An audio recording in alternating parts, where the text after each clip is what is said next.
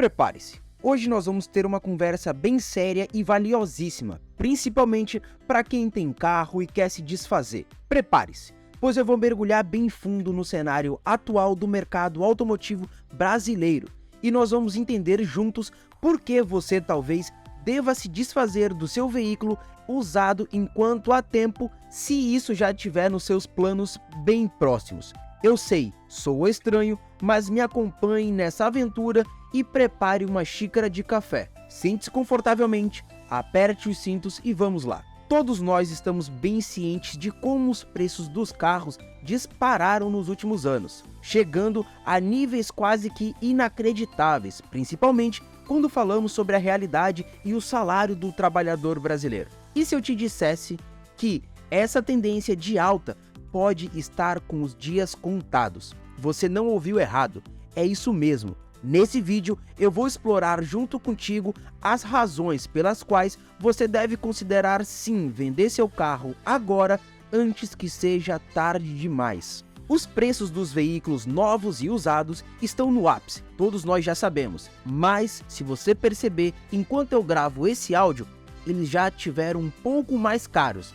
Isso já é um alerta. Existem diversas razões para isso, mas mesmo com preços tão altos, muitos brasileiros ainda sonham com a possibilidade de comprar o carro próprio, de ter um bem, e o carro ou o automóvel é um dos que está em primeiro nas listas dos brasileiros. Infelizmente, para muitos essa realidade tem se tornado cada vez mais distante, e é aqui que entra a nossa discussão sobre uma possível bolha estourada de carros usados. A situação econômica brasileira e global, atenção, é no mundo todo, influenciada por diversos fatores que eu já trouxe aqui no canal, incluindo a pandemia de 2020, teve um grande impacto nos preços dos carros. A quebra na cadeia global de produção encareceu em muito tanto as matérias-primas usadas pela indústria automotiva quanto os carros finais. Um dos principais componentes, que eu já falei também por aqui, teve sua produção afetada, que foram os chips semicondutores, não apenas unindo a cadeia automotiva, mas como também a de tecnologia e outros eletrônicos. Porém, para o nosso assunto, ele era fundamental na fabricação dos veículos modernos. Durante o auge da pandemia, as pessoas compraram muitos aparelhos eletrônicos que também usavam esses semicondutores. Com as fábricas de componentes para carros fechadas temporariamente ou definitivamente, e as montadoras incapazes de voltar ao ritmo de produção antes de 2020, os preços dos carros novos dispararam. A consequência natural desse desequilíbrio foi um aumento também nos preços dos carros usados, criando uma bolha que está muito prestes a estourar. É aquela coisa, oferta e demanda. Pouco carro sendo produzido, logo, pouco carro novo nos estoques. E a mesma quantidade de pessoas querendo comprar carros. Tinha pouco carro novo para muita gente sedenta pela compra. O que aconteceu? Essas pessoas que não estavam conseguindo comprar carros novos tiveram que ir para os carros usados, e isso fez com que os preços fossem nas alturas. Agora, pense comigo, o que acontece quando um produto fica caro demais e as pessoas simplesmente não conseguem ou não querem pagar o preço? Elas começam a buscar alternativa, certo? E foi exatamente isso que aconteceu, como eu acabei de falar. Com os carros novos se tornando impossíveis para o público brasileiro, a demanda pelos usados aumentaram. Mas, ao mesmo tempo, as locadoras de veículos também estavam comprando carros novos em grandes quantidades. Presta atenção nesse momento. As locadoras estavam esgotando ainda mais o estoque que já não era tão grande, contribuindo para o aumento dos preços. Mas como sabemos, toda bolha tem um fim. Chega o momento que ela não consegue mais crescer e o que acontece? Pum!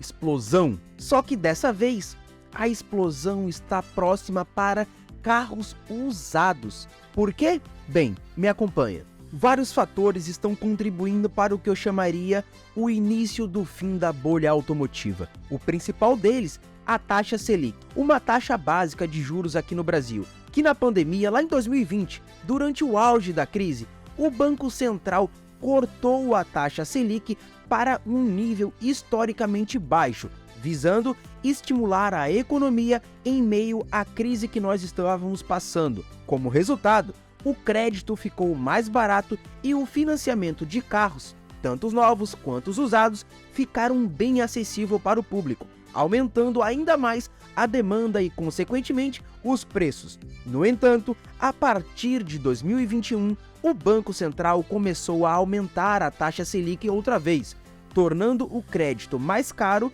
e, consequentemente, reduzindo a demanda por carros. Na verdade, ela estava reduzindo o poder de compra do povo brasileiro. Além disso, a escassez dos chips semicondutores que eu mencionei antes com você estava começando a ser resolvida. As fábricas estavam voltando à produção total e, à medida que a oferta de semicondutores aumentava, a produção de carros novos devia seguir o mesmo caminho. Isso, por sua vez, deve começar a reduzir os preços dos carros novos e, por consequência, também dos usados. Outro ponto crucial é o surgimento e o crescimento rápido de alternativas aos carros particulares. Eu falei para você, presta atenção. Nos últimos anos, vimos um aumento do uso de bicicletas e patinetes elétricos, caronas compartilhadas e aluguéis de carros, entre outros meios de transportes mais acessíveis e sustentáveis. E essa tendência tem se mostrado